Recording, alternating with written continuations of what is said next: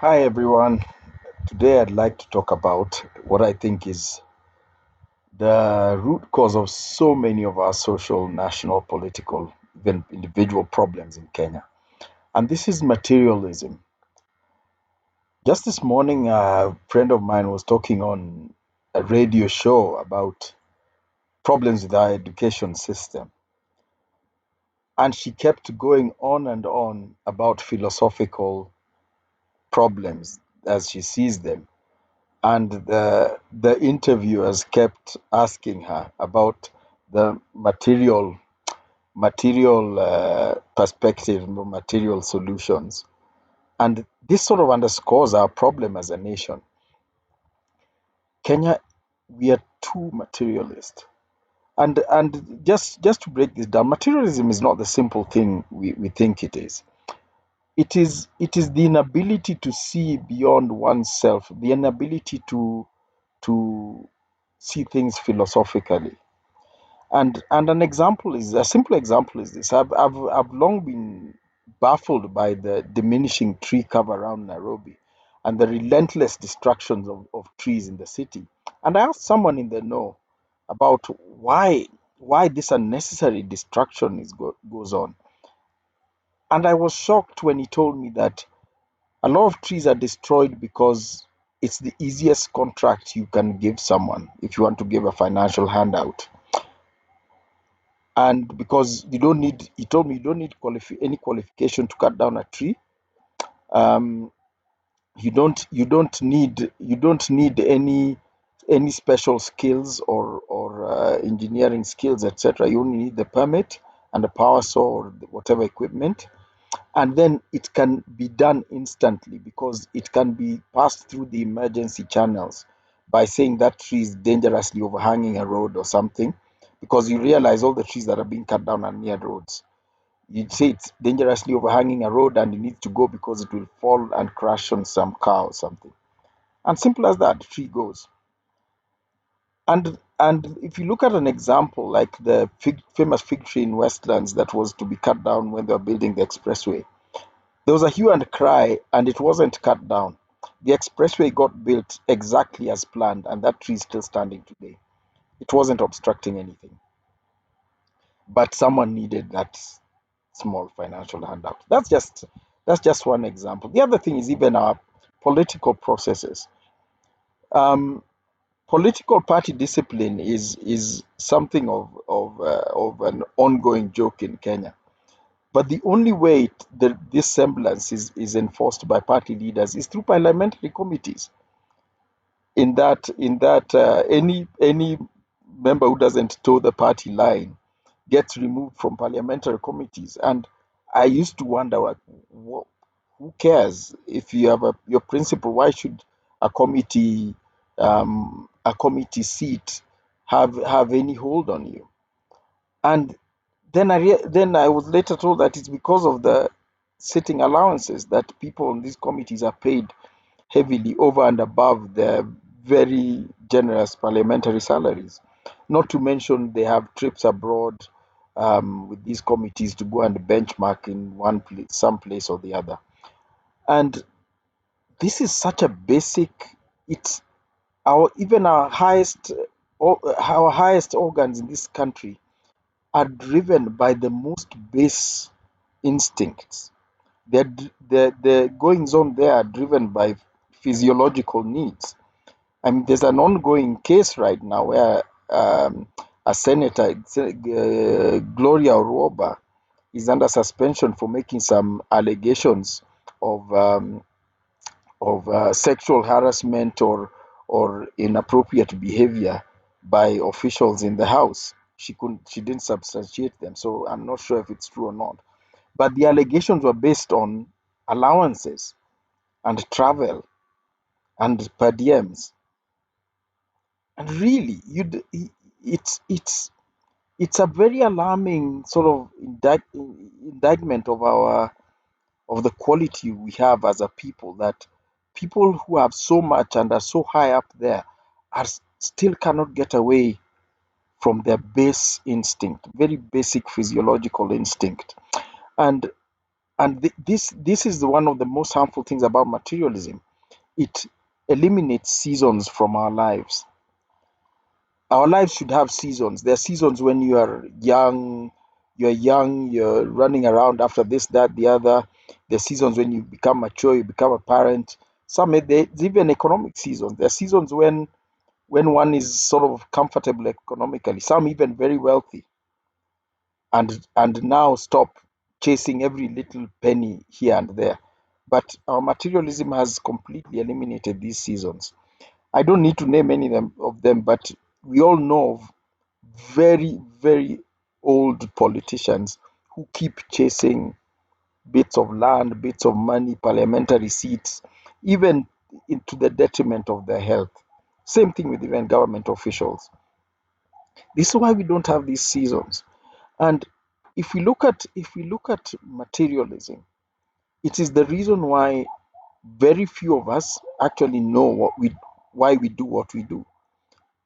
Farmers grow crops that they don't know why they grow that crop. They found people growing it, the government tells them to grow it, etc. And an example is coffee. The deputy president recently basically said that the cartels running the coffee industry are immovable and he isn't able to overcome them.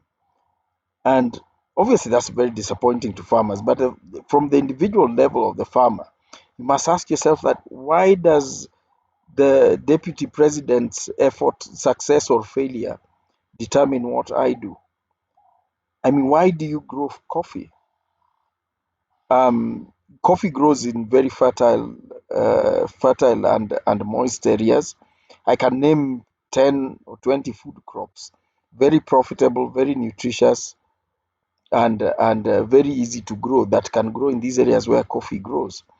But we still stick with the coffee. Same with the other cash crops, which is the whole system of production of these cash crops was set up to in some quasi-slavery type structure where there are cartels that control the marketing and value addition, and black people were just the production. We were just the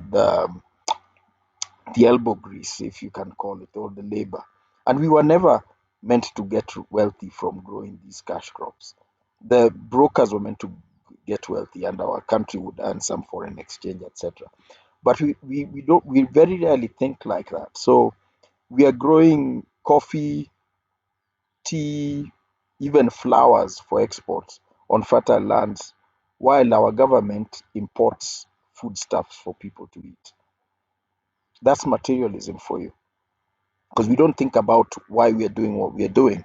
If we look at the conservation sector where I come from, we have that very strange ministry called Tourism and Wildlife. It means that even our state is unable to fathom a philosophical reason for conserving wildlife other than the fact that some foreign people want to come and see it, or photograph it, or even back in the 70s used to come to shoot them and carry off their tusks or skins or whatever. What about the invisible, quote unquote, invisible animals like an aardvark? Why should we conserve aardvarks? Very few Africans, even local people, get to be lucky enough to see one. Certain very tourists don't see them. Should we just kill all the aardvarks or the fish under the sea or the snakes or the stuff they don't see? But that philosophical thinking completely escapes us. That's why if you go even into the main hall of the National Museums of Kenya, you'll find all these. The centerpiece is wild animals, mounted animals, and they're beautiful animals. But that's not what's special about Kenya. This is the same zebra that they have in Tanzania or South Africa or wherever. The same elephant, same giraffes. We even have an okapi in that centerpiece. An okapi which is not even a Kenyan animal. But that's because those are the things the external gaze, especially the Western external gaze, finds cute or interesting about our country. They don't care about the people. But that repository should be for us and about us and what we think about ourselves. But if you look at it, even in academia, we have this strange thing called African studies. What is African studies in the context of an African scholar? I mean, you can't have fish studying theology or an insect studying entomology. So what's African studies to an African? That should just be sociology or anthropology. But we call it African studies because we are stuck in the external mindset in this country. We want to approach we even want to approach ourselves the way foreigners approach us. That's why everywhere you go, you hear this strange thing we call international standards, global this, global that. But these global things we are pursuing are completely irrelevant if we do not have our own perspective from which we are pursuing them. And that is the most unique thing I've found out in recent years about Kenya. The complete hollowness, the absence of self-identity that pollutes all our thinking, and that is the materialism. And that's why when we talk about education, we talk about market-driven courses. The market uses knowledge. The market can't drive knowledge. The market is illogical, like haute couture or fashion. It's illogical. If you're following the market, you will never have any path of your own. You must have your path and then adjust yourself to the market. And many of us, and this is where the so-called educated class in this country let down the rest. There are a lot of people who went through education, got qualifications, but what you're doing now is not exactly what you are taught in class. In fact, my philosophical understanding of conservation and my teaching in conservation is in spite of what I was taught in class. What I was taught in class about conservation is rubbish. It had no philosophy. It treated conservation as biology. Yet right now I'm talking about philosophy and policy, and this is what I do now. And we have to be able to pass that thinking on to the next generation. But we are the ones who tell them you must do market driven courses. I don't know if you're going to teach, because if you look at what are the fastest growing businesses in Kenya: gambling, maybe car wash, um, and mirror trade. How come we are not teaching anything in class about car wash techniques, or gambling, or crusades? Yeah, religion is also growing. Why aren't we teaching about religious crusade management, masters or MBA?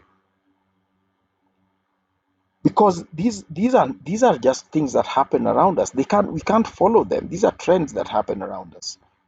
We can't follow them as we try and chart out our life's path. So Kenyans at all levels, we have to escape from this material type of thinking. Farmers must understand why you're growing what you're growing. Materialism is the reason why the conservation sector hates pastoralists and pastoralism. It's because the pastoralists do not fit into the romantic out of Africa image that we are trying to sell out there. Yet pastoralists are the have the lightest environmental footprint of anyone in this country, probably the world. Their footprint is so light that the areas where they live, visitors come there and think there's nobody who lives there. That's how light their environmental footprint is. But we do not want to see their animals in and around the wildlife because the tourists don't like that.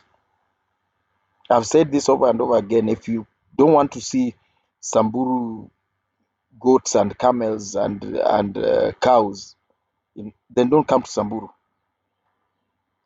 If you don't want to see Masai people and their livestock or doing their thing, don't come to Masai Mara. When you talk of Masai Mara, that word Masai there, that's people. The Mara is the river. But we cannot embrace this philosophically. So now we have this strange thing called the conservancy movement, that you keep hearing this strange word, people giving their land for conservation. This is people being displaced from their land. to serve the external gaze. Any tourist who loves Kenya that much should come and see the wildlife in and amongst the people, wherever it is, there are people with the wildlife. So we must get a philosophical standing. Even the species that we have here, the person who declares them endangered or least concern or critically endangered is sitting in Switzerland at IUCN, where they have no wildlife. This materialists and globalism is the reason why we we we are so far behind intellectually, behind where we should be. Capitalism is evil by definition, it's violent, but it has an aim. Its aim is to make profit. Materialism is that like the retarded younger brother of capitalism. It just worships lucrative material and appearance of material wealth. It doesn't have a name on how to make it or whatever. That's why we take advice from people like Bill Gates on everything: agriculture, health, women's reproductive health, population, COVID. He advises us on everything except computer software, which is actually what he knows something about. But it's because he's wealthy and we are materialist. So we must grow out of this mold if we are to grow as a society. So I think, and people, the materialism is what makes us keep asking this, what I think is a really dumb question. What's your solution? What's your solution? What's your solution? Everyone asks for a solution. Like, want me to tell you download this app? No, the app is right within us. It's your brain. We need to use that. So the solution, if for those who are so in love with this word, is everybody must try and understand why he or she does what they do. A farmer should understand why they keep goats or cows and why they grow this crop or that crop. And they need to be satisfied internally with that. You have to be satisfied with what your kid is doing in school. You have to be satisfied, not the teacher. You have to engage the teacher and tell him if you're not satisfied, and you pursue that. You have to be satisfied with the work you do, the people you help, the thoughts you have. Not because we can't have this herd mentality where we follow something because everyone does it. So we have to bring philosophy back into our lives, down to even basic things like why we eat what we eat. In Kenya, we even eat things because people are currently eating these things. I've seen trends in food like moringa and all these fine things. Suddenly everyone's eating this, suddenly everyone's drinking this. What do you want? Why do you want it? So let's bring philosophy into our lives. I think then we'll build from an individual basis, and eventually our society will grow. But right now we are running on a treadmill. We don't know where we are going. Lots of effort, lots of resources, but going nowhere. Just like the treadmill in the gym.